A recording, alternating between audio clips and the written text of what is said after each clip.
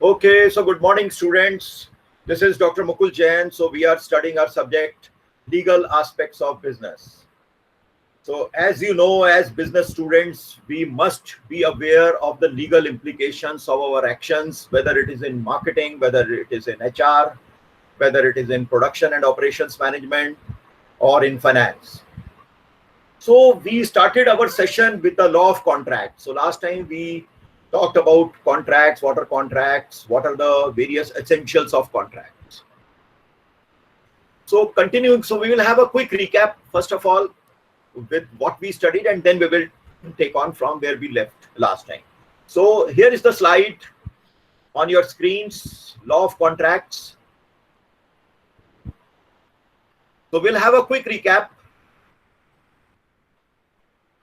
of this. And so we said that a contract is an agreement made between two or more parties which the law will enforce. So an agreement is a promise between two parties, two or more parties, but which may not be enforceable by law, or which may be, a small agreement wherein you will spend more if you go in a court of law. And it may not be binding upon both the parties. So it's an agreement, but it's not binding. But the moment we call it a contract, it becomes binding on both the parties. Okay. So contract means agreement plus enforceability. So every promise and every set of promises forming consideration for each other is an agreement. So agreement involves offer and acceptance. We also talked about what is an offer. We also talked about what is an acceptance. For example, when you see an advertisement, is it an offer? Suppose there is a pamphlet in the newspaper which says that, yes, you will get one handkerchief free if you buy a shirt. So is it an offer by that particular showroom? Well, the law Yes, says sir. Yes, sir. okay. Well, the law says it is not actually an offer. It is an invitation of offer. It is an invitation to offer. When you go to the shop, reading that advertisement, it may happen that the stock would be over, or it may be a stock out position. So you may not insist that it was a contract between us, that I have come to your shop by reading your advertisement. Now you are bound to give me this shirt and the free gift. He would say, no, that stock is over now. Now it's a normal standard product which you can buy. So per se, it is not a contract. In a contract, there has to be an offer and acceptance. So it was an invitation to offer. The offer becomes when you immediately when the thing is offered to you and you pay the price. See, offer is not always by the seller. Please remember this, the legal implication also. It's not always by the seller. For example, in a store where there is a self-service, these days most of the stores are departmental stores are based on self-service. Unlike a conventional store where you will ask a salesman will ask you, sir or madam, what do you want? And then you say, I want a shirt. Then they will display the shirts or the clothing or any other item. Here you just go to a store, you pick up the items in your trolley and you take it to the cash counter. Now, sometimes it also happens that you pick up an item in your trolley and then you change your mind and then you keep it back on the shelf because you find another item which is more attractive, isn't it? So had it been a contract, then you are not bound to purchase that item. Anytime you can replace that item back on the shelf, you can take another item. So the moment you go to the cash counter, so basically now you are offering the products. Now the buyer is offering the product that these are the I want to buy these products. Now the seller is accepting your offer and issuing you a bill. So then the contract is over and you pay the amount. So offer is not necessarily by the seller. Offer can be by the buyer also. Is this point clear, or there is any confusion in this point? Clear, sir. Okay. So an important point was that all contracts are agreements, but all agreements are not a contract. So therefore, we say in an agreement there will be an offer and there will be an acceptance in agreement also. Whereas in a contract, there has to be an agreement and there has to be an enforceability. Then it becomes a contract. So an agreement, we are saying, may or may not create a legal obligation. So that is why the second point says a legal obligation having its source in an agreement only will give rise to a contract. So a contract should necessarily create a legal obligation. Right. So this last paragraph we will discuss afterwards because this will come afterwards. So agreement versus contract, we studied agreement versus contract. So yes, so we were here. So we were talking about valid contracts. So what are valid? So these, when we say it is a valid contract or a void contract, and then third one, there is also a voidable contract or unenforceable contract. So we say that based on the enforceability, we can classify the contracts as valid contracts. So an agreement enforceable by law, an agreement becomes enforceable by law when it satisfies all the conditions prescribed by law. And what were the conditions? We had seen that number one, there has to be an offer and acceptance. There has to be a consideration also in the contract. Both the parties should arrive at a consensus addendum. Then we said, so we showed you this slide, which came afterwards. So we showed you this slide that yes, consideration has to be there. Both the parties should have the capacity to enter into a contract. They should arrive at a common consensus. Both the parties should be of the same mind when they are entering into a contract. They should understand the terms of the contract in the same sense. So that is the meaning of consensus addendum. Legality of objective. The objective should be legal. The objective should not be illegal. It should be possible to perform the contract. It should not be impossible contract. If it becomes an impossible contract, howsoever, howsoever may the condition, the other conditions may be met. The other conditions may have been met, but if it is impossible to perform that contract, again, that contracts may be considered as a void contract or not a valid contract. So therefore, valid contracts, coming back to this, valid contracts enforceable by law when it satisfies all the conditions prescribed by law. Void contracts, when it ceases to be enforceable. So if any of the conditions which we just saw are not met, then the contract will be termed as null and void or just a void contract. That means it is an avoidable contract. It is not a valid contract. It cannot be enforceable. So a contract becomes void due to impossibility of performance. You tell to a contractor, you have given a contract to a contractor to build a house. So he has agreed, all the conditions were agreed, you signed on a paper also, on a legal contract was made. But afterwards, you say that, you want the house to be constructed within a period of 15 days. He will say how it is possible. So based on some logic, if the basic logical sense do not allow by any stretch of imagination, it is not possible to construct a house or a building in 15 days or 1 month, then also the contract can become void. The court, if the matter goes to the court will give a judgment in favor of the aggrieved party who says that it is impossible to finish this contract and within this time, so I have not violated the contract. So, or in the meanwhile, there has been a change of law, or in case, if there was a contract between two parties, one party died, or afterwards it came to know that, there was a fraud involved. The contract was signed due to some malafide intentions because of fraudulent representation of the things. So the contract will be treated as void. Fridge లో ఉంది, నాకు కూడా ఇమ్మను. Fine.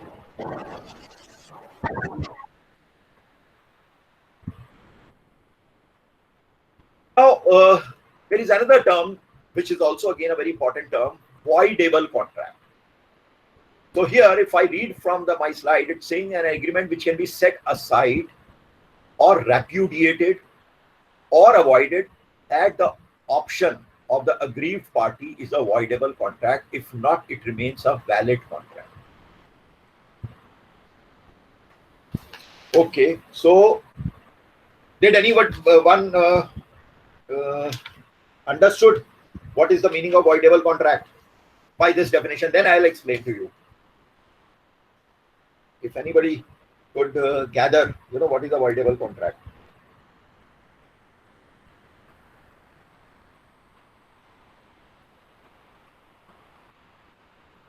Okay, void. Basically, you can see that voidable contract can be avoidable at the option of the aggrieved party. For example, I take you to other slides to explain this concept. There are other conditions also that essentials of a contract. It should be the consent of the party should be free consent and a genuine consent. What happens if the consent is not free? For example, somebody puts a gun at the forehead of another person and says that just sign this contract that you are selling me your property, which may be, whose market value may be say 25 lakh, but he is saying that sign it that you are selling your property in 2 lakh rupees. So was it a free consent? No, it was not a free consent. Okay, you people are there. Okay, so it was not a free consent. It was by coercion. So I'll just show you that. Okay, so it was not a free consent. So consent is said to be free when it is not caused by any of the following. Coercion. What is the meaning of coercion? Coercion means by force, by threat of death. Somebody says that no, I'll kill you, or I'll harm you, or I'll cause injury to you. So that is called coercion, by force, by the use of violence, or by the threat of violence. That is called coercion. Second is undue influence. What is the meaning? Undue influence, fraud, misrepresentation, and mistake. So coercion. So let me show you what is coercion. Coercion is the commitment of threatening to commit any act forbidden by the Indian Penal Code, or unlawful detaining or threatening to detain any property to the prejudice of any person with the intention of causing the person to enter into an agreement. So this is the example I was giving. Detaining the other person, threatening the other person. You must have seen in Bollywood movies also that the villain asks the hero that you have to do certain things. Your mother is in my custody, and if you don't do this thing, we will do this. Or your lover is there, and so in the climax, this happens in most of the Hindi movies. So that is a kind of a coercion. So threatening to commit any act forbidden by the law. So even if the person gives a consent for anything, for marriage, for selling a particular item, etc., etc., so that is forbidden, right? So even if you have seen this movie, I have not seen this movie in full, but I have seen in parts this movie Pink. So it was all about how many times in such cases of rape, the argument put by the other party is that that it was by consent. But whether the consent was a free consent, or whether the consent was taken by force or by some threatening attitude, So there lies the question. So in the court, one has to prove it that it was not a free consent. Are you getting my point? Yes. Yes, sir. Yes, sir. So effect of coercion is an agreement under coercion is voidable at the option of the party whose consent was so obtained. So now who is the party who is the aggrieved party, or who is the victim, who is the victimized party? Now it is the onus on him or her to say that my consent was taken by force, by coercion. If this party does not speak, the contract will carry on. Nobody, the world will not know. So that is why we say the contracts will not be void, because they may be meeting other conditions, but nobody knows whether the consensus addendum, the consent, was a free consent or not. So only when the other party has to prove that the coercion was used, it can apply to any any kind of contract. Fine. Now, undue influence. Sometimes the other person is not using force, but we get influenced by certain person. Now, how does law defines undue influence?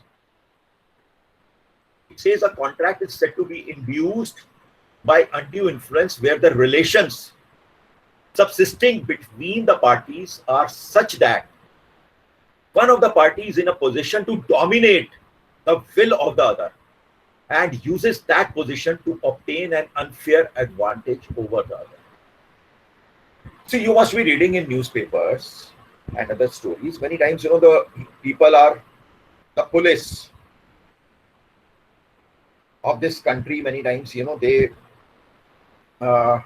sometimes they use coercion. Sometimes, because of undue influence, they try to extract a you can say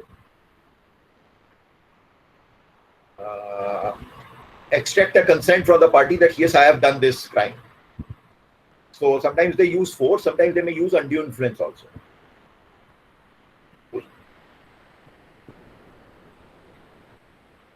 Or sometimes a relationship between a boss and a subordinate. As a subordinate, you feel that you are made to enter into a contract, or a company is entering into a contract which is not right, which is not ethical, which is immoral, which is illegal. But the boss says, no, you are an employee and you have no right to, raise your voice, and you have to do this. You have to pay a bribe to such and such person, or some products are defective in your company and you can't take your stand.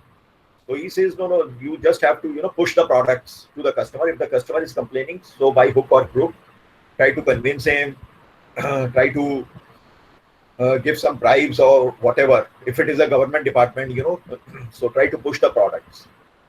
So because you are working in an organization, you are under the influence of your boss, you want to save your job, etc., etc. So many times you are not able to speak. Many times there may be the boss may try to establish a sexual relationship with the subordinate. Now, the concerned lady is unable to speak because of the undue influence of the boss. So there could be so many situations. So under undue influence, if a person is able to prove, so here we are saying it is ability to dominate the will of the other party. So such a will is said to exist where a person holds a real and apparent authority over the other. For example, sometimes income tax authority and SSE. The income tax authorities are as such. If as an SSE, even if we get an income tax notice, we begin to perspire even in winter season, and the blood pressure also becomes high or low. Heartbeats become faster. So such are the things. If income tax authority is asking for something, etc., police and accused. See, there was a case about 2 years back. The road on which our institute is there is a school called Rian International School. You must have heard this news around 2 years, 1.5, 2 years back, that a boy was murdered. A Yes, sir. boy who was a Yes, first sir. or second class. He was around 8 or 9 years old. So he was found murdered in the washroom, Washroom. and Yes. so there was a lot of hue and cry, and the whole media, print media and electronic media, it was such a big news all over the country, and there were so many protests. So on the same day, there was a huge pressure on the police. So they arrested the conductor of the bus and made him give the statement before the camera that yes, I have done this murder, and some other things he said why he did the murder. He told the reason also, which which we cannot say over here. No, after, and no lawyer was ready to take this case. The Gurgaon lawyers as well as the Sohna court lawyers, they all refused that we will not, because it was an open and shut case. Everybody said, and police said that it's a very quickly, we have arrested the main person, and he has been able to make his confession also. Now, a lawyer from Rohtak, he was a young lawyer. He said, I will fight his case. He fought his case, and then the case went to CBI also. So CBI, when it investigated, it found that it was a 11th class boy who had murdered. And what was the reason? Because he wanted the next day to be a holiday, because there was a parent teacher meet, and he did not want that parents will complain to his the teachers will complain to his parents. So as a result, he wanted the school to be shut down, and because he was an immature boy, and he murdered, and he's now in the custody. He is arrested, and our law says that if the child is a minor child, then his identity will not be revealed, and he will be kept in a juvenile court, and then he will also not be given a life imprisonment or death punishment. He would be given maximum 7 or 8 years, and he will be sent to a reform home. So that case is still going on, and so finally he was the culprit. So therefore, what I want to say is that many times such kind of consent or confession doesn't have any value before the court. So it stands in a fiduciary relationship. So sometimes, so we are giving you examples. Sometimes there could be undue influence when there is a relationship stands in a fiduciary relationship. Fiduciary means a relationship of trust and confidence. For example, between solicitor and client, or lawyer and client,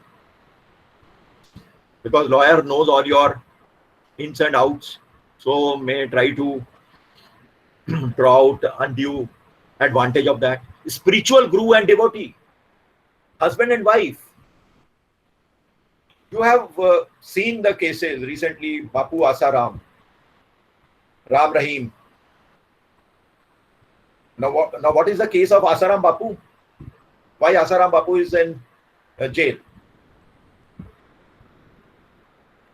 Yes, please. Are you people there? Yes, sir. Yeah. Captured many girls in. So specifically, there was a case of a girl, and nobody could have fathomed it earlier. He was such a revered guru, and at such a age. So basically, what happens, because of undue influence, they try to exploit their devotee. And that girl who had accused this Baba, her parents were staunch devotees. They had blind faith. So in the name of that, yes, he's doing some treatment of the girl and all, and so he used to do that like that. So sometimes, the husband and wife relationship, so makes a contact with a person whose mental capacity is temporarily or permanently affected by the reason of age. There could be these reasons also, that undue influence. A person who is very old age, so sometimes, maybe he's having, say, 3-4 sons or daughters also, but one of the son makes him sign the will and ask him to make his will in favor of just one son, or because the person is ill or mentally not properly fit or bodily distressed, so you make him sign the property in the name of one person. So, and that is also known as undue influence. So there is a very famous case of this Birla group. The Birlas are now, the family got split. There is one Aditya Birla group, there is KK Birla group, there is PK Birla group. So similarly, there was one Mr. I think BK Birla.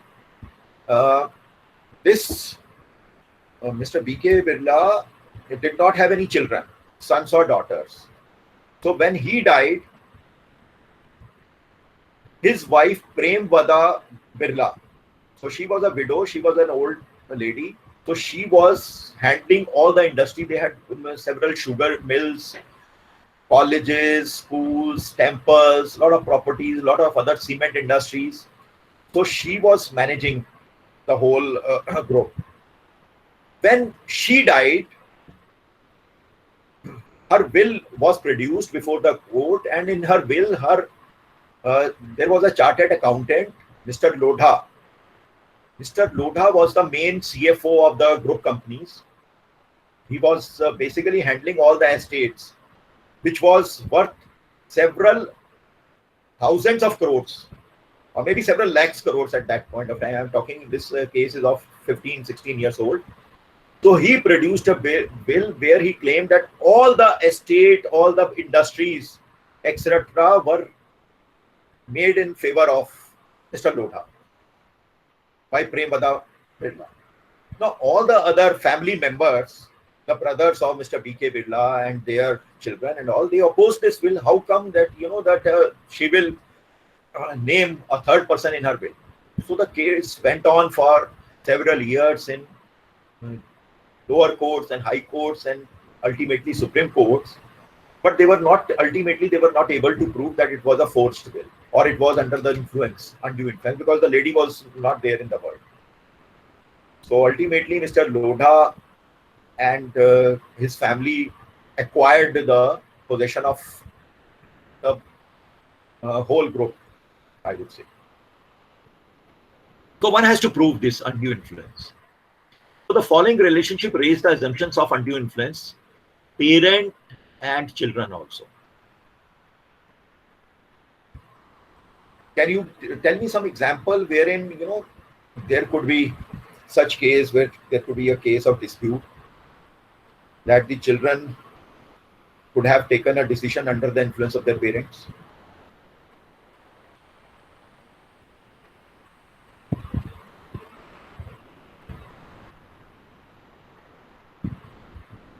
Yes. An example?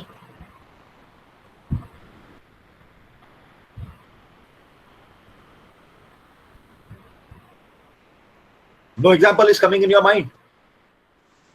Sir, there was a case, I don't remember the year, but the son and that daughter-in-law, daughter-in-law used to live in America. He after some time he came to his home and get all the property signed by his mother and told her that I will take you to America, but he left her on airport only. So Oh, after signing all the bill, okay. Okay. and this was the case that I know. Right.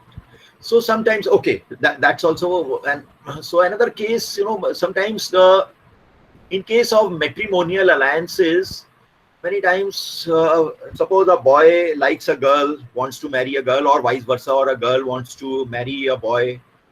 So the parents want to oppose it, and many times parents, under their influence, would marry the son or the daughter against their wishes.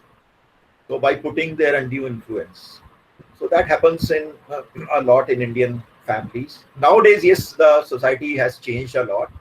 But earlier, a lot of these things and many movies have been made in 70s, 80s. Many times the parents also put pressure that they create, emotional blackmail also.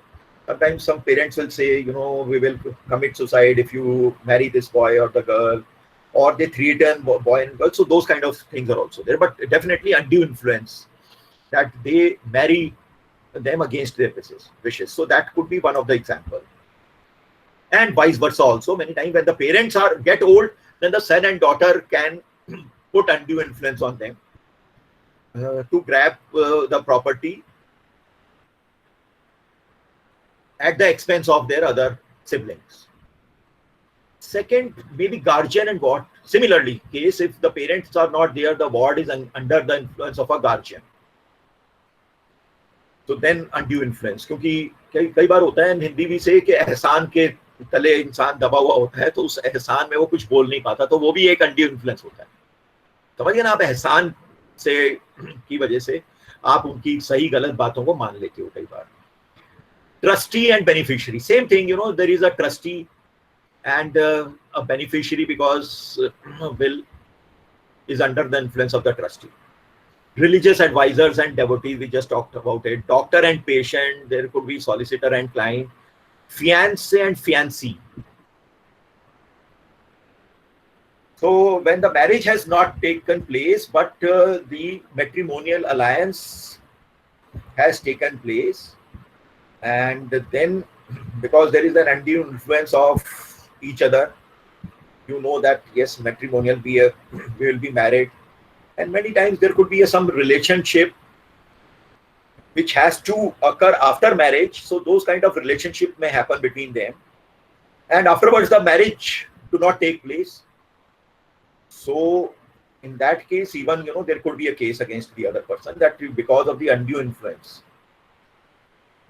I think you have gotten my point, what I am trying to say. Yes, sir. Many times say before marriage, if some relationship, sexual relationship has taken place and marriage do not get solemnized, so then yes, the one party can charge the other party of undue influence. So therefore, burden of proof. The plaintiff who wants to avoid the contract entered into under an undue influence has to establish that the other party was in a position to dominate the will of the other, and the other party actually used the influence to obtain the consent on the contract, and also that the contract is unreasonable. So one has to prove it, and sometimes it's not necessary, as I said in the last lecture also. Sometimes by evidence you have to prove. Sometimes the evidence may not be there. By circumstantial evidence is also there. Based on the relationship, based on the circumstances. It's not always a written evidence. Sometimes a circumstantial evidence also can give rise to a judgment. So the court will take a stand on this. So effect of undue influence is that the contract is voidable. That is why we say it is voidable at the option of the party whose consent is not free or was not free. So such contracts, we call it voidable because nobody would know. The contract will continue. So the party who was aggrieved party would have to say that no, they were influenced by the other person. So therefore, they were pressurized because of the influence. Then third is fraud. Fraud means a false representation of the fact made willfully. Willfully means deliberately, with the intent. Intent is intention to deceive the other party. So fraud includes other acts committed with an intent to deceive or to induce the other party to enter into a contract. So fraud, everybody knows. Fraud is a very general word which we use in everyday parlance. So fraud means that somebody is telling wrong facts, and this person knows that he is telling the wrong facts, and he knows in his mind that yes, he wants to deceive the other party, he wants to make extra money. So further, the law says that the suggestion that a fact is true when it is not true, and the person making the suggestion does not believe it to be true. So now the law has extended the word. They say when a person knows that it is not true and then he is trying to misrepresent the things to the other, then it is a fraud. So then we are saying the active concealment of a fact by a person having knowledge or belief of the fact. So he's concealing certain facts before the others. a promise made without any intention of performing it. So this person also knows he will not perform this promise, but he's saying that yes, he will do this thing or that thing, or he's selling a property where he also knows that property is not in my name. Suppose I am selling a property to the other, showing him that I am the owner of the property, whereas I am not the owner of the property. The property is already being sold to other person, or the property is under dispute. So I am hiding this fact that the property is under dispute and a court case is going on. So it is a clear-cut case of fraud. So any other act performed to deceive the other, or any other act of omission, as the law specially declares it to be, fraudulent.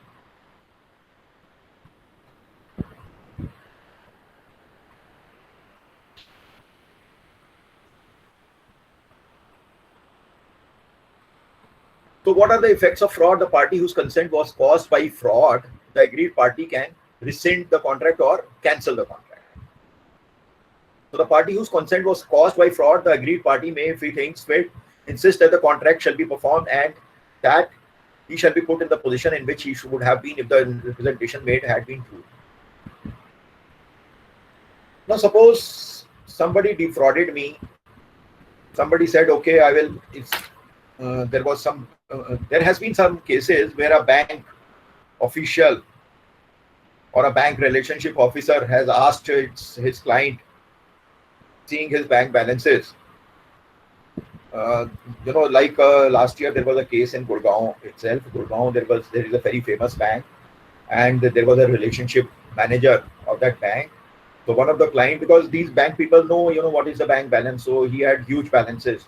So he said, sir, you open a demat account with us and I will put your money in various stocks, because we do very good analysis of stocks. I can put your money in futures and options. We can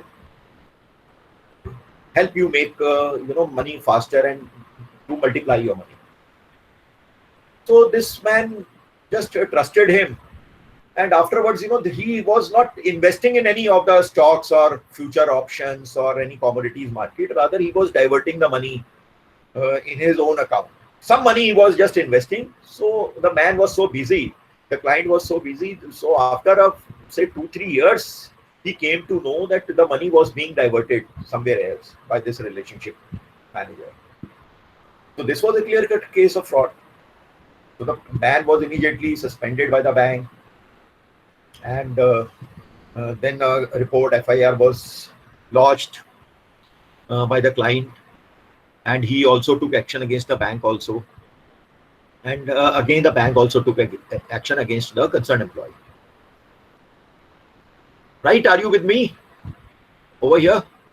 Okay. Okay, great. Yes, sir. Okay. Then, there is another word which is used in this subject, which is called misrepresentation. Now, law has differentiated between clear-cut fraud and misrepresentation. Misrepresentation can be of two types. So they are saying that misrepresentation is a false representation of facts. Sometimes, I will add to it, sometimes made innocently. I'll just add to it. Facts made sometimes innocently or by unconscious presentation or non-disclosure of material facts by one party with or without any intention to deceive the other party. See, sometimes the misrepresentation may be innocent, sometimes the misrepresentation may be deliberate misrepresentation. Misrepresentation means manipulating the facts or hiding certain facts. For example, in the case of, let's say, insurance, health insurance plans. Health insurance plans are also known as mediclaim insurance plans, wherein if I take an insurance and if I fall sick or I have to be hospitalized in a hospital, then the hospitalization costs can be borne by the insurance company. So I can lodge a complaint with the insurance company and they will give me the claim. They will reimburse my hospital expenses. That is health insurance. But in the case of insurance, it is essential for the client to disclose his material facts. The word is coming over here. See my cursor. Material facts means I must reveal my current health situation. So when I fill their form, I have to mention whether I suffer from any diabetes or any heart problem or any other problem. Because most of the health insurance plans says that they will not cover any pre-existing illness for 3 years. I think some of you would be aware of this. After 3 years, pre-existing illnesses will be covered, but for the first 3 years, they will not cover the pre-existing illnesses. So the whole contract is based on the fact that what is your present health situation, right? Then the premium is also determined by age. If the age of a person is say 23, 24, like your age, some of you are 23, 24, 22. So if it is your age, then yes, the premium will be very less. If a person, if they are insuring a person who is in his 40s, then definitely the premium will be high, because they believe higher the age, higher will be the probability of illnesses. So the premium will be high. So there are age bands for the premiums. Similarly, the moment the person crosses the age of 50, the premium shoots up, and then again when the person crosses the age of 60, the premium shoots, and after 65, it is most of the companies do not give any health insurance also. I think most of you will be aware of that. Yes or no?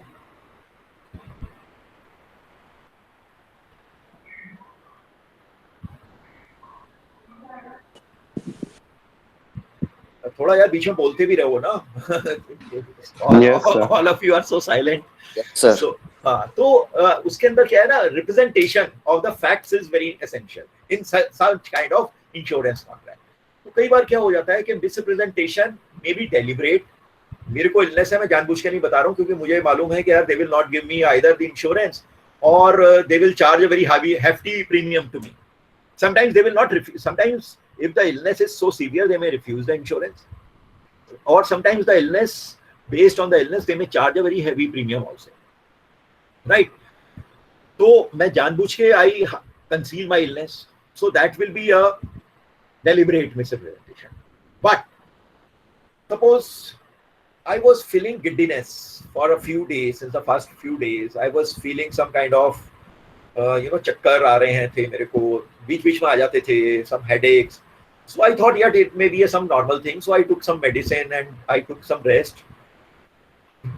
And in the meanwhile, I purchased a health insurance plan or a life insurance plan. But afterwards, I was detected that no, it was a heart problem. So now tomorrow, the insurance company, suppose I have to be hospitalized and I lodge a claim application to my insurance company. Now the insurance company may say, no, it was a misrepresentation. You did not reveal. Okay, you had a heart problem. So I will say, I also did not know. So they said, they will say, you should have revealed to us that you were feeling giddiness, aapko chakkar aa rahe the, and all those things. But then it was an innocent misrepresentation. I thought, it is just a normal thing. So sometimes innocent misrepresentation may not make the contract as voidable contract. But yes, deliberate misrepresentation, which is about the material facts, which were important facts. So it depends on what kind of misrepresentation it is. Right? Are you getting my point? Misrepresentation Yes. can be of two types. Similarly, कभी ऐसा भी हो सकता है आपके साथ. Let's say you,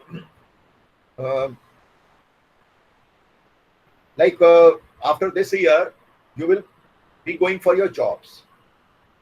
So let's say you get a job, and after 15 days or 1 month, you found that you were in a wrong place. Yeah, this job is not meant for you. So you left the job after say just 1 month, and sometimes even after 15, 20 days, 1 month, or 1.5 months. Now, wherever you go for an interview next time, they will ask why you left the job after 15 days, 1 month. So you will have to, so all your interview will now hover around that point. They will just ignore all your merits, all your other achievements. The whole interview will center around this point, and they will not take you, or they might reject you based on the fact that, yeah, this person is not a trustworthy person. He may leave our company also after 1 month or 15. So what? So you think? So you decide not to mention that in your experience. तो कई बार आप उसको ना ignore कर दो अपने resume में, फिर आपको लॉन्ग टर्म में लिखते ही नहीं हो। 1 महीने का 15 दिन का एक्सपीरियंस क्या वो काउंट करेगा नहीं, rather it will boomerang on you.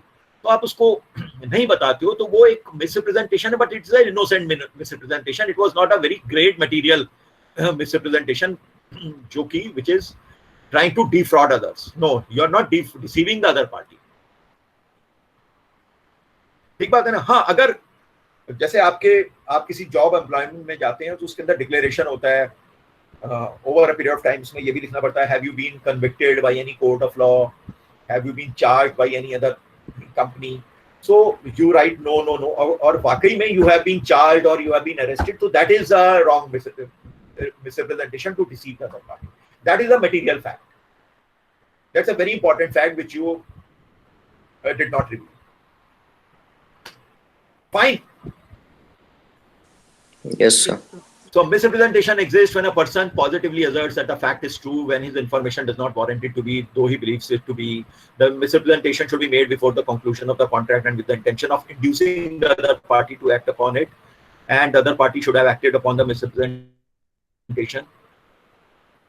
So misrepresentation में क्या है? The aggrieved party may avoid or rescind the contract, or rescind means cancel or repudiate the contract, or accept the contract while insisting that he shall be placed in the position in which he would have been if the representation made had been true. तो misrepresentation में ये कोई जरूरी नहीं है कि वो दूसरी पार्टी पूरा कॉन्ट्रैक्ट ही पूरा कैंसिल करे। वो ये बोल देगी भाई आपने चलिए इस चीज को नहीं बताया था, चलिए हम कर सकते हैं, बट आप इसका थोड़ा सा इसका कंपनसेशन वो आपसे चार्ज कर लेगी, या he would have been in the representation made had been true, या पहले वाली पोजीशन में आप उसको कर देंगे। So anyway, so I just wanted to explain you voidable contracts. So therefore I talked about this. So coming back to voidable contracts, an agreement which can be set aside or repudiated or voided at the option of the agreed party is a voidable contract. So one can avoid these contracts if the aggrieved party or the party who has been victimized says that there was a misrepresentation, or there was a fraud, or the consent was obtained by coercion, or the consent was taken by undue influence. Fine? Yes, sir. Okay.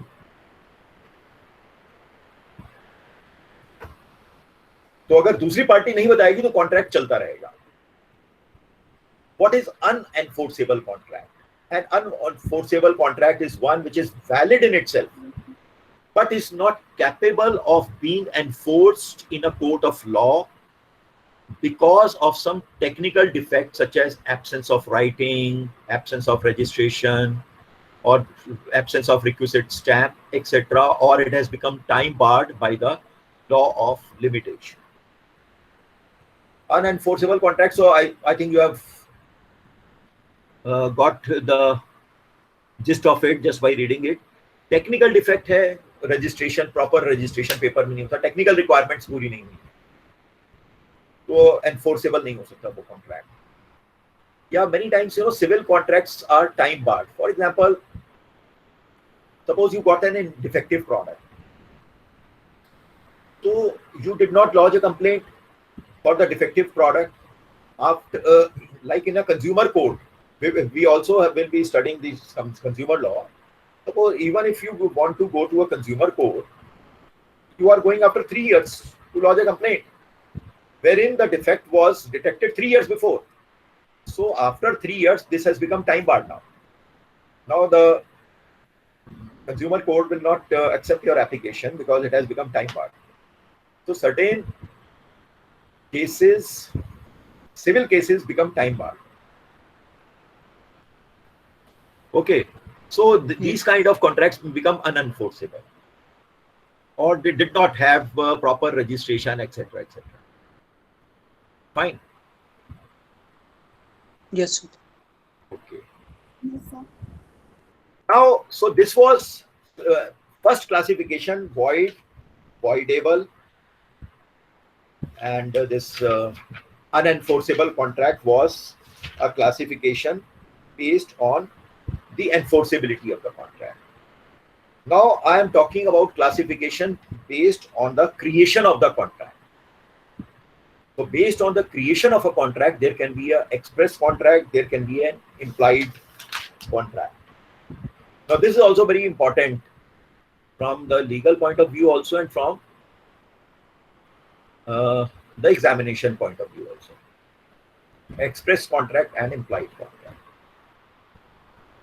So simply, the definition is very simple. Here we are saying where both the offer and the acceptance constituting an agreement enforceable at law are made in words, spoken or written, it is an express contract.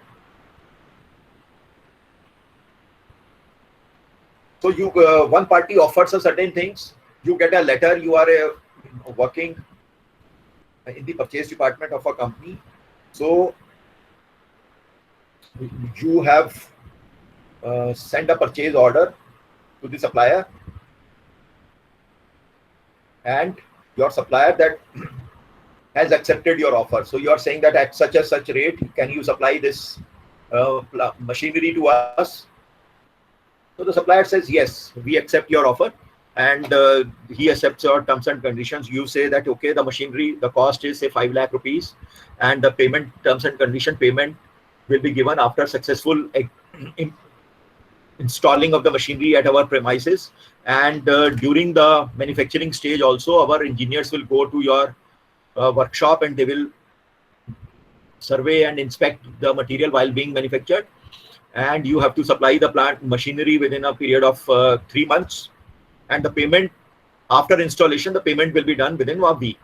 So the supplier agrees your terms and condition and sends a letter back to you that yes, we agree with your terms and condition, and we thank for your order, and the material will be supplied, and we have already put your material under manufacturing.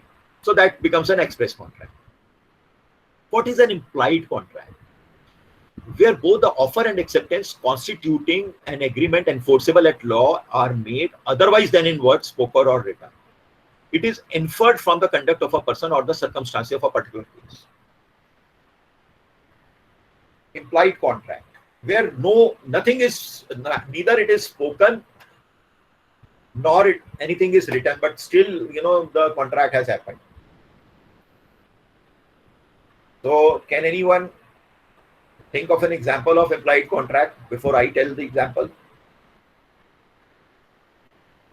Implied means it is understood contract. Understood hai yaar, contract ho gaya. It may not be expressed in words, spoken or written.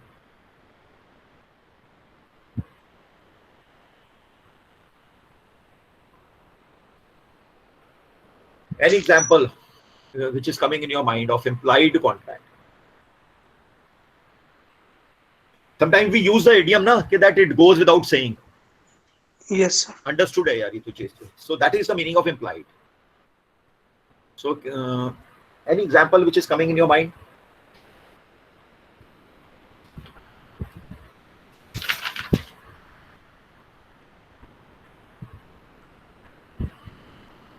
See, so should I give you example, or anybody is coming forward to give an example? It may be wrong, doesn't matter. Doesn't matter. Don't worry about right or wrong.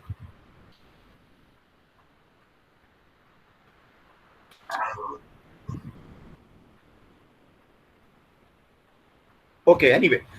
Sir, Yeah, yes, please. when we are going for shopping, When we are going for shopping. so when a person, yes sir, shopping. तो sir जब हम shopping करते हैं sir then we have to pay to the owner. So it is not a written contract, but somehow it is legal. Yeah. Yes, I am trying to see कि कौन बोल रहा था ये Uh, Sonal. Sonal, acha, right. Yes, Sonal, you are right. Yes, you are right. Exactly. This is the example I was giving a few moments back. In a Sir, another. self-service, in a self-service store, basically, no, you don't speak. No, there is no salesman kind of a typical salesman kind of a person. You just pick up the item and you take it to the counter. No word may be spoken over there. You just pay by card, and the person issues your receipt. So it's an implied contract. Yeah, you were saying something. Somebody was saying something. So I was just also Praveen this side. I was just giving another example. Yeah, yeah, So sir, in case somebody goes to a restaurant, so yeah. sir, it would be an implied contract that the owner is obligated to serve the food of good quality. That's not a. It will not come under a contract. It's an implied. You can say. Uh, it's an implied service. See, in marketing, for example, in marketing, in service, you say that it is some things are expressed that yes, a food when it is ordered, certain items are mentioned in their menu that we serve this thing. But they will not say that water is there will be also be there. So normally, if you want a mineral water bottle, it is an express contract, so the rate will be has to be written in the menu. But if you just want a filtered water just from a ordinary filter, तो कई बार पूछता भी नहीं sir कौन सा water कौन सा लाऊं, ordinary water लाऊं या bottle लाऊं, तो आप कहते हो यार ordinary ले आओ कई बार. So it goes without saying that there will be no charge of it, and the moment the customer sits in a restaurant, it's their duty to bring the water to you. So it goes without saying. So it is an implied service. It's not an implied contract, but it's a part of the service which is implied. Right? So certain things are implied. So similarly, implied contracts are those contracts where there might not have been any words of exchange between you. Now I'll give you another example. You are standing at a bus stop. The bus halts over there. You board the bus.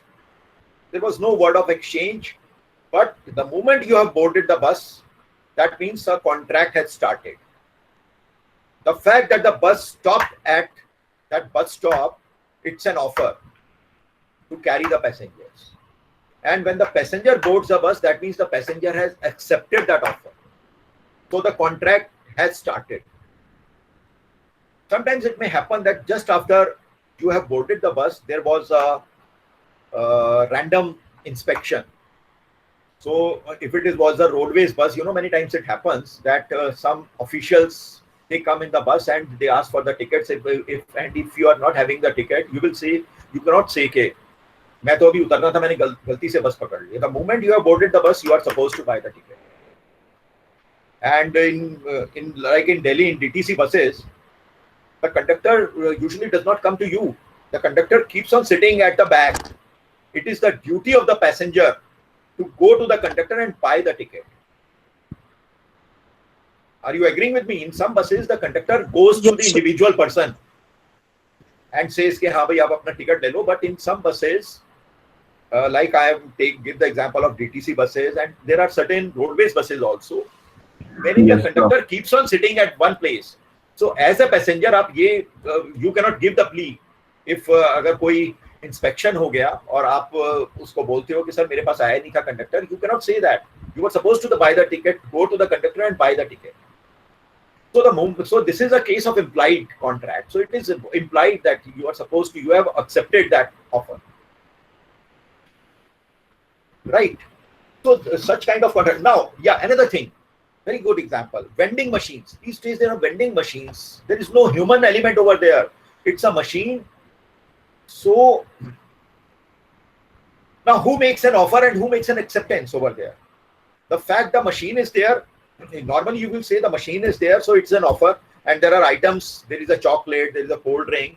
When you put the coin over there, or a note, that particular, or you press there on that screen, the item will come out, will eject out. It may be a chocolate, it may be a biscuit, it may be a cold drink, isn't it? So now the contract is taking place over there also, a buying and selling contract. Yes, sir. Normally, we will say that the company who has put the machine, there is an offer, and when you put the money, it's an acceptance. But there was a case when, now once you have put the money on, once you have given your choice, you do not have a choice to change it. The item will come by itself. Now you cannot change it, you cannot replace it over there. So in one of the case, there was some dispute, or the machine got stuck, the item did not come out. So so basically the court said that it is the offer is made by the customer who puts the money. He puts the money and the machine is accepting it. So they said offer is not by putting the machine, it is an invitation to offer. But when you are putting your money, so you are offering that yes, I want to buy this. So it accepts your offer and then the item ejects out. The same applies to an ATM machine also of a bank. In an ATM machine, when we put our card, we are offering to take out some cash, to withdraw some cash. The machine sometimes, does not accept it, says no, sorry, the balance is not available. Isn't it? कितनी बार होता है ये? Balance नहीं है. Yeah, your password is wrong. So it is not accepting your offer. So if it does not, आपका पैसा भी चला गया,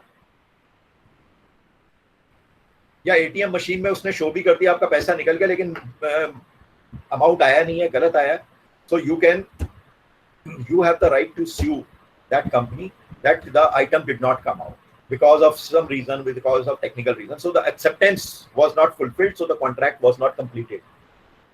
Right? So it is an implied contract only. There is no communication. You are communicating with the machine. Right? So these are the examples of. So these days, nowadays with the technology, there will be a lot of implied contracts. Okay. So one has to see कि offer किसने दिया. So offer के, there are so many connotations of offer and acceptance. So it is inferred from the conduct of the person or the circumstances of a particular case. Right? Another example in one of the book, it's again a very good example of implied contract. It says that when you go out station, there are coolies on the railway platform. So you have arrived at the railway platform. Hello. Yes, sir. Yeah, and the coolie picks up your luggage. You do not stop the coolie. The coolie takes your luggage and afterwards, keep it on your berth, and you give him the money, and he has the right to ask for the money, and you pay the money. So the contract is over. So कई बार क्या होता है कि आपने the moment आपने उसको बना नहीं किया, आपने उसको उठाने दिया, that means there was an offer and you accepted the offer. उसने ऑफर दिया, उसने ये नहीं बोला कि सर हाँ जाना है. कई बार कुली बोलते हैं सर जाना है, कई बार होता है ना, सामान एकदम से उठा लेते हैं, तो वो ऑफर कर दिया उसने, आपने कुछ नहीं बोला, ले जाने लगा, तो it means you have accepted it. Now you are bound to pay the money. So another very simple example from day-to-day life. So they are saying in the book, I am quoting from the book, in this case there is an implied offer by the coolie and an implied acceptance by the passenger. Now there is an implied contract between the coolie and the passenger is bound to pay for the services of the coolie. Okay. So coming back to the slide. So similarities. Now we come to illegal versus void contracts. Okay. Illegal contracts. In the meanwhile, what are illegal contracts? Illegal contracts are those contracts which are not allowed by law. For example, a contract to murder somebody or contract to do certain acts which are forbidden by law. Those are called illegal contracts. Whereas void contracts are those which I told you earlier, that void contracts are those when it is impossible a performance or change of law, या जहाँ offer and acceptance proper नहीं है, या death of one party हो गया है, या by fraud हुआ है, तो valid void contract के there are so many reasons. ठीक है, but illegal contracts are those which are forbidden by law. But both the contracts are not enforceable at law. So what are the differences? Is in the scope, the illegal agreements are narrower in scope. All illegal agreements are void, but the void agreements are wider in scope, and agreement may be void because of a reason other than illegality. देखिए, void इसलिए हो गया है, contract illegal नहीं था.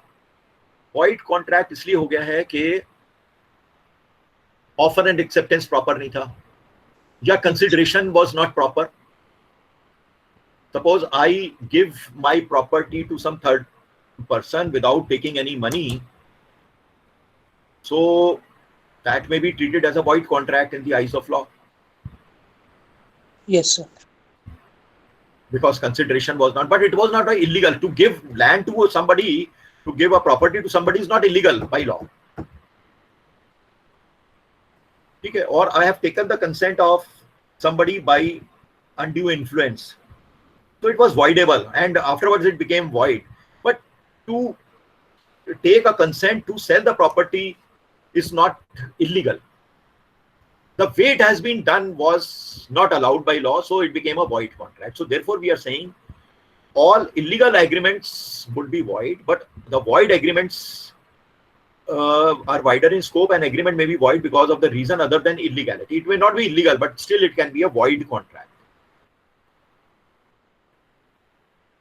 What is the effect on collateral transaction?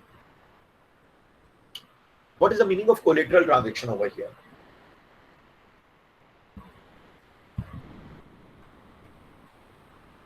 What is the meaning of collateral transaction over here?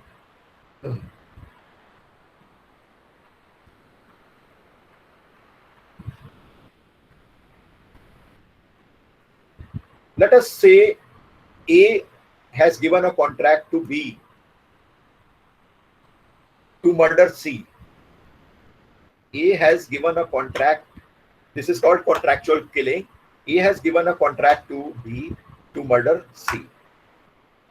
And A promises to B that he will pay him 2 lakh rupees if he murders C.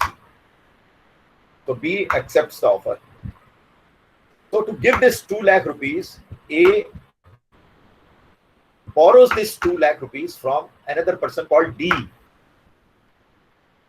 And D knows for what purpose. अभी तेरे पास नहीं है, लेकिन ठीक है, मैं तेरे को पैसा दे रहा हूँ. So D knows the purpose. D knows or not, doesn't know, court is not worried about it. If so, A borrows money from D to pay to B to murder C. समझ गए आप? तो ये हो गया collateral. तो contract क्या था? To main contract was to murder, but the collateral contract, collateral means supplementary contract, was that between A and B, that A borrowed money from D, I will pay you afterwards this 2 lakh rupees. So this collateral contract or a supplementary contract will also be treated as illegal, because it is this money he's giving, lending, D is lending money to A for some illegal purpose. So tomorrow D do not have a right to claim from A. D cannot go to any court of law to claim his money from A if A does not give the money. So therefore we are saying collateral transaction of an illegal contract also becomes illegal, and the contract cannot be enforced. I think you have understood the meaning of collateral transaction. उसके साथ जो supplementary contract और हुआ है for an illegal thing. See, for example, there was this case, famous case of 1993, which was Bombay Blast case. Not many movies have also been made because of that Bombay Blast case, where a lot of people were involved. And there was a big, you can say,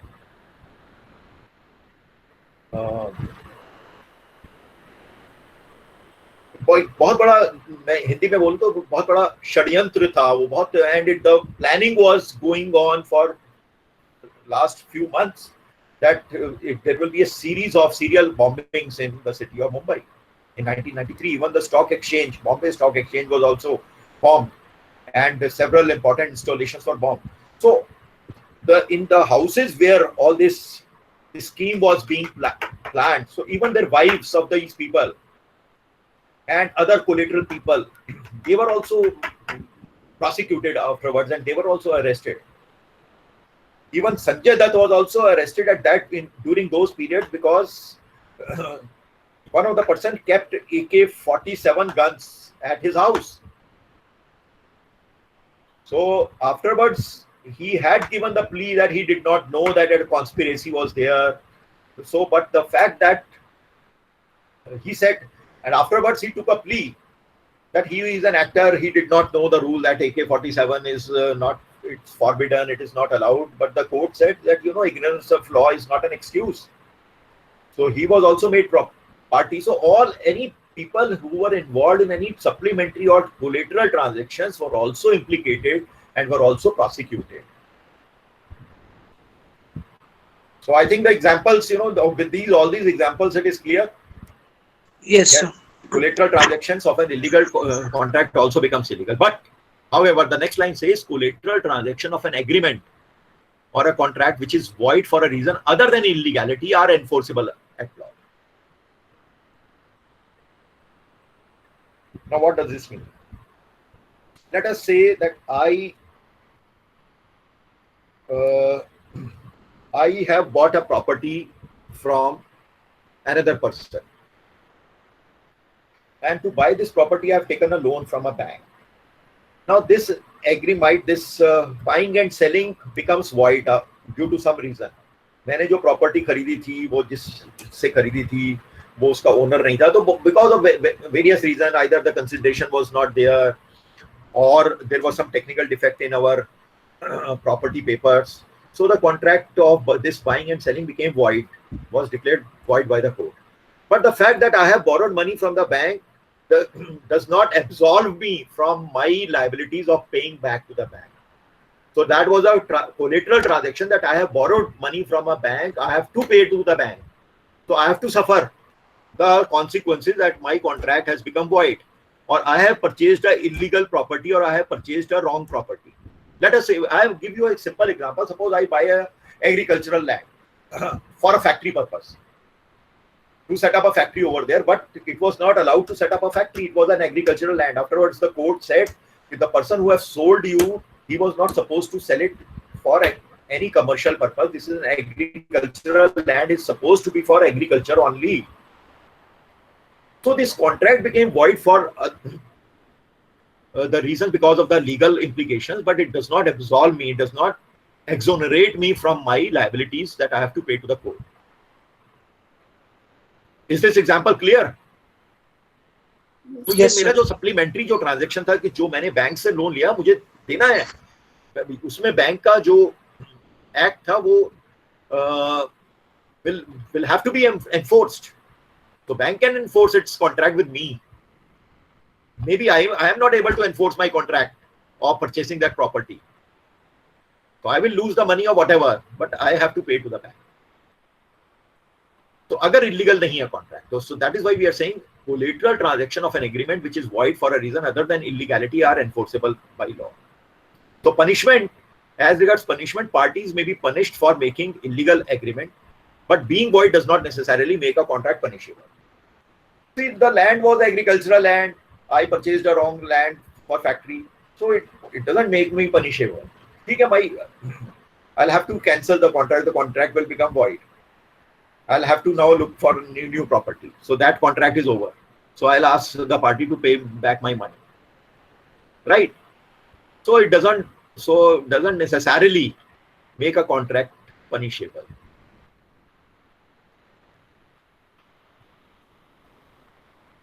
So then should I give you one? Okay, so what I am thinking now, executory.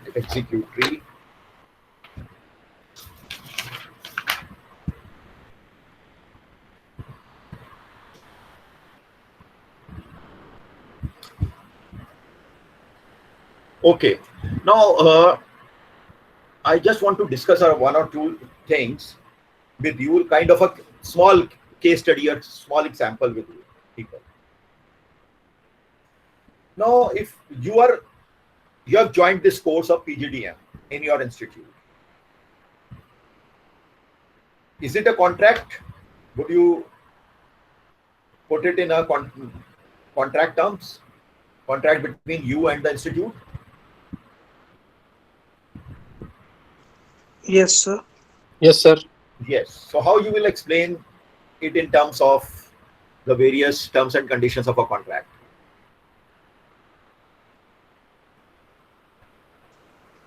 Sir, what college offers us Yes. that he will provide मतलब जो भी subject वो कह रहे हैं कि ये provide करेंगे इतना इतने टाइम में हमारा स्टिपुलेटेड टाइम है इतने में हम खत्म करेंगे ये उनका कॉन्ट्रैक्ट है और उसको हम ये कर रहे हैं Correct.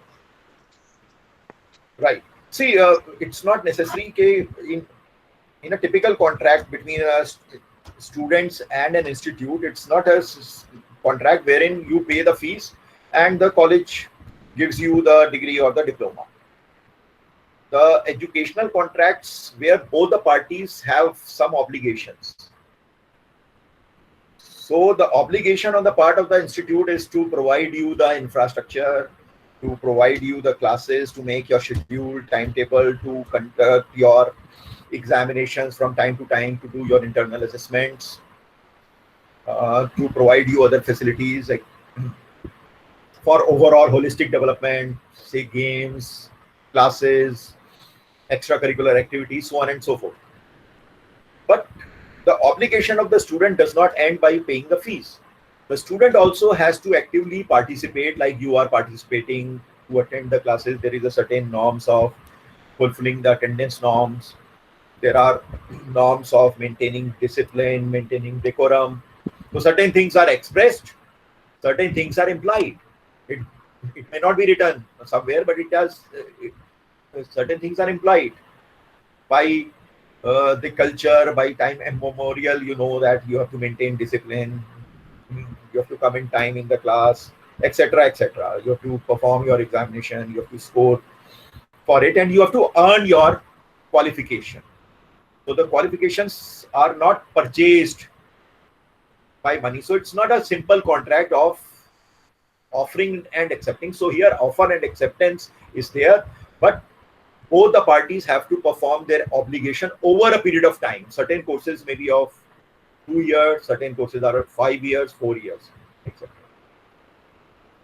And failure to perform any of the obligation by either of the parties, it comes with its own consequences. So it's definitely a contract. So different contracts will have different kinds of obligations and different kinds of liabilities, different kinds of rights. Yes, there are rights also of both the parties. As far as the students are concerned, they have got certain rights also besides obligations. They have the right to demand classes, they have the right to demand good infrastructure, they have to there are several other rights also, to know about the affiliations and all. There might be institutes which may show that we are affiliated to this and this, we are having these and this affiliations or accreditations, and if these are not there, it will be a case of misrepresentation. So there have been instances where the students have gone to the courts and claimed that there was a misrepresentation or a fraud on part of the institution, and so accordingly one should know the rights. Similarly, there was a case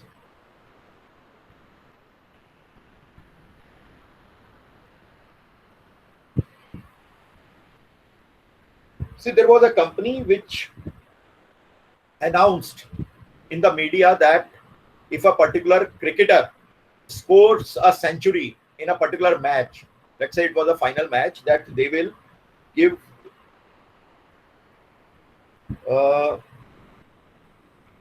10 lakh rupees to this cricketer if he scores a century.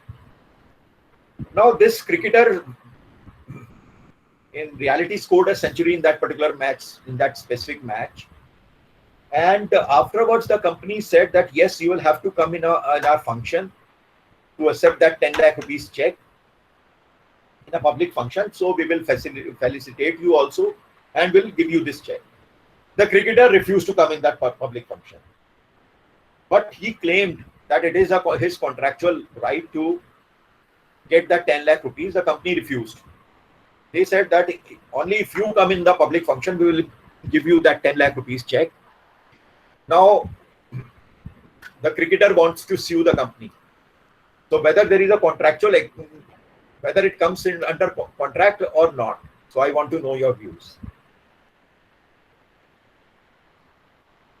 The company announced, but the company is not refusing. They are saying you come in a public function, we are organizing, and then we will give you that check.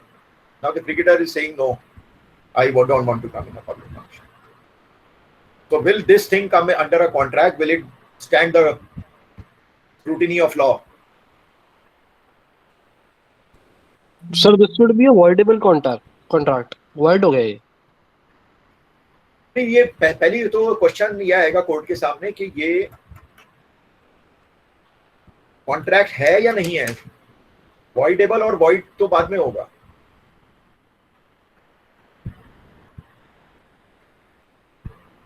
For a contract, number one, there has to be an offer and acceptance. There has to be a consideration. Sir right. अब अगर आप इस चीज को technically लें तो जब उसको ऑफर किया गया that time he said that yes he will be ready, he will be coming to the function और whatsoever it is, but on the spot he denied it, right? तो so basically if he is paid then this will be a contract, but if he is not paid yet then I don't think ये contract के अंदर आ सकता. अच्छा.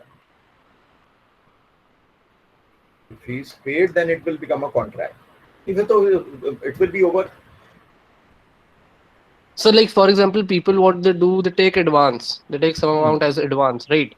If has taken some kind of advance before coming, then it would actually be a contract. But अगर उसने नहीं लिया होगा और उसके बाद वो नहीं आया, तो हम इसको contract में शायद ना भी ले. Because they didn't paid, he didn't came. How can it be a contract? Yes, this is what I wanted to hear. So basically, it will not come in the yes. Sir contract जो होता है sir वो तो sir return agreement होता है ना. नहीं, not necessarily oral agreement भी हो सकता है. कोर्ट्स ने कहा है कि ओरल एग्रीमेंट भी हो सकता है, बट उसके अंदर क्या है कि गिव एंड टेक होना चाहिए इन अ वेरी सिंपल. लेकिन सर ऐसे 2007 में T20 वर्ल्ड कप हुआ था, जब अमरावली जो ये है बिल्डर, इसने कहा था कि इंडिया फाइनल जीतेगी तो मैं सबको एक एक फ्लैट दूंगा अपना उसका, लेकिन उसने नहीं दिया फ्लैट, क्योंकि सर वो भी ओरल ही था. हाँ देखिए, नहीं ओरल था, उसमें क्या है कि ये एक वन साइडेड प्रॉमिस है कि आपने ये किया है, मतलब आपने मेरे लिए कुछ नहीं किया, अमरपाली के लिए कुछ नहीं किया, आपने देश एक मैच है तो एक अपने आप का अपना एडवर्टीजमेंट करने के लिए कह रही है कंपनी कि हम आपको एक एक फ्लैट देंगे या हम आपको 10 लाख देंगे या हम आपको कार देंगे. तो कंपनी इस बाद में लीगली अगर आप बोलें तो उस अनाउंसमेंट से company does not become legally bound because of some circumstances. Company की फाइनेंशियल स्थिति खराब हो गई है, वॉट एवर रीजन, तो ये एक legally company morally yes, and from the goodwill point of view definitely it is a blow to the company if the company does not honor its commitment. However, from the legal point of view, there was not a contract because player ने उसके लिए कुछ काम तो किया नहीं है company के लिए. या तो प्लेयर ने उसका ऐड किया होगा तो yes, definitely it's a work. Then the company is bound to pay. If it hires a celebrity and if he is advertising for the company, then it is a task. Then it's a job. Then the company is bound to pay. Then definitely there is a contract. But when the player is playing and it is announcing कि अगर आप जीत गए, आपने century बना ली, आपने इतनी wickets ले लिए तो हम आपको देंगे, तो it is a one sided announcement on. इसमें कोई कंसिडरेशन एक पार्टी दे रही है, दूसरी पार्टी का कोई कंसिडरेशन एक दूसरे के लिए नहीं है. Consideration should be between the two parties. So legally speaking, it does not come in the category of a contract. तो सेम जो हमारा एग्जाम्पल है कि कंपनी बोल रही है कि हम आपको 10 लाख रुपए देंगे, बाद में उसने उससे कंसिडरेशन मांग रही है ना कि आप हम मेरी पब्लिक मीटिंग में आ जाओ तो मैं आपको पे करेंगे। अब वो उसको मान नहीं रहा है तो कॉन्ट्रैक्ट हुआ ही नहीं है, फिर इसका मतलब है उसने एक्सेप्ट ही नहीं किया उनका ऑफर। कंपनी ने ऑफर दिया एक तरह से, तो ऑफर इज वन साइडेड। सो उसके लिए एक्सेप्टेंस के लिए कंपनी बोल रही है कि आपको हमारी एक पब्लिक मीटिंग में आना पड़ेगा। वो उसने offer accept, he is not obliging, he is not doing his own part for that. क्योंकि कंपनी का भी है ना, पब्लिक मीटिंग में आएगी, उसका ऐड होगा। अब वो आ नहीं रहा, वो कह रही है बस ऐसे ही मेरे को बाई पोस्ट भेज दो, चेक भेज दो, तो कंपनी ने रिफ्यूज कर दिया। तो अगर वो प्लेयर उसके खिलाफ स्यू भी करता है तो maybe technically the player may not be able to stand his ground. Again, see, law is all about interpretation. So this is the general interpretation which will come in our mind. So I think we can stop over here. And about the attendance, I had discussed in our faculty meeting also, and I had discussed with you last time also. So one of the students were naming 2 or 3 students, they can take the attendance of the other students. आप बोलो तो मैं लूं, लेकिन उसमें ना 15-20 minute लग जाएंगे। अभी कैसे करें अभी बताओ। वैसे वहां मैडम बोल रही थी, सपना madam was saying that she can give me the login. Sir वो तो शायद login ऑटोमेटिकली details। कैलकुलेट हो जाती है। हाँ, वो ऑटोमेटिकली कैलकुलेट हो जाती है रिकॉर्ड स्वप्ना हो जाता है मैम। मैम के पास। तो हम उनसे ले लेंगे अटेंडेंस, अभी ना लें फिर। हाँ कोई मैम, स्वप्ना अभी मैम ना लो सर, मैम से ले लेना। हाँ, Swapna madam was saying to me कि I can take it from her. Okay ये सर आप मैम से ले लेना। ठीक है चलो, तो मैडम से ले लेंगे। तो yes sir. so you have got now next lecture at what time? Sir from 10:45 10:45। Acha, 10:45. Okay, it's after 10 minutes only. Okay, so good luck, goodbye, and take care. So we will meet now day after tomorrow at the same time. So tab tak, namaskar, sabba khair, and good luck. Bye, sir. Bye, sir. Thank you. Bye. Okay, sir. Thank you. Ram Ram Thank sir. you. Ram Ram. Okay. Thank you, sir. अरे रवि, रवि भाई ये अगली class किसकी है? 2-2 10:45 से 2 invitation आए हुए हैं। चारू मैम की और एक फिर गेस्ट लेक्चर है। नहीं भाई, लेकिन इनविटेशन देख त्यागी सर की भी आ गई थी 10:45 से। अरे वो गलती से आ गई होगी सर की। वो गलती से आई होगी। Ravi Ranjan is not here. गया वो। बता पॉल।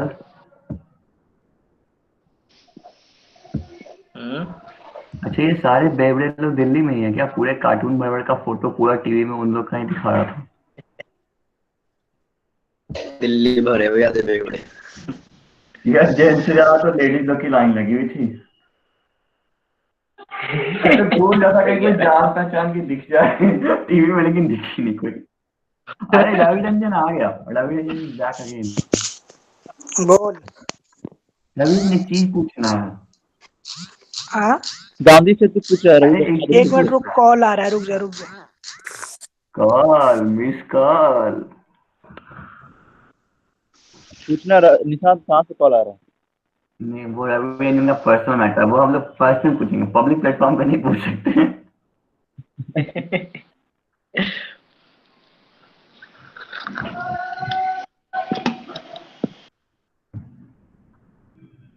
अरे सौरभ पोडवाल किधर है?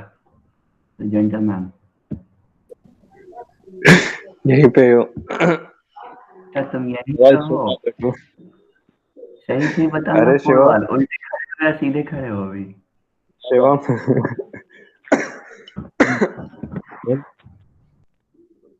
कुछ नहीं। मेरी फोटो पोडवाल बोल भी दो। क्या बोलूं मैं? कुछ भी मत बोलना क्योंकि रिकॉर्डिंग हो रहा है। अरे पोडवाल तुमको नहीं देखा मैंने, वो टीवी में जो लाइन लगी हुई थी वो शराब की दुकानों से आकर, तुम्हें नहीं देखा मैंने वहां पे। मैं अपने अपने घर के पास वाली दुकान में खड़ा हूँ ना, इसलिए तुझे कहाँ देखूंगा। घर के पास वाली तेरी दुकान लगता है फेमस नहीं है क्योंकि उसकी फोटो नहीं थी टीवी में। हाँ बट बच के वहाँ जाली शराब भी मिलता हो इसलिए बोल रहा हूँ, डुप्लीकेट पाउच वाला होता है ना पौआ। तो नहीं कौन सा बउआ?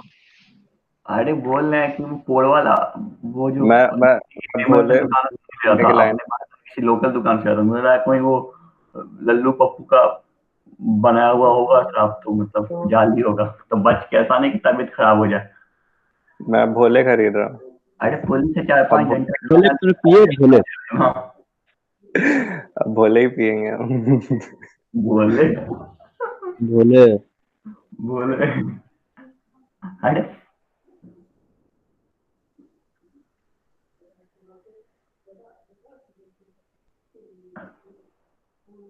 यार बड़ी मुश्किल है। क्या हो गया? तेरा नेट नहीं खत्म हो रहा आजकल? भाई हो जाएगा, 2 बजे के बाद खत्म हो जाएगा। क्लास खत्म होती है उसके बाद बचता क्या नेट, उसका कुछ ना नेट बचता है, यहाँ तक कि मेरे व्हाट्सएप मैसेज को भी नेट नहीं जाता है, उस पर भी टू टू टू टू घूमते तीन ही रहता क्लास में तुम्हारा 90% कंज्यूम हो जाता है ऑलमोस्ट। है। ऑलमोस्ट ऑलमोस्ट अब तो गेस्ट लेक्चर भी है आज। वही तो। अरे वो आ रहा है ना, क्या नाम, जो अपने कॉलेज में पहले भी आया हुआ था एक बार, लेकिन वो हाइडिंग करने के लिए आया था। सब वीरमानी है, नहीं आया था हाँ वो आया चारों। था, जारो जी। रिक्रूट टाइम पर, सब वीरमानी वही आ रहा है। हाँ वही जारो जी कृष्ण वाला। सही है।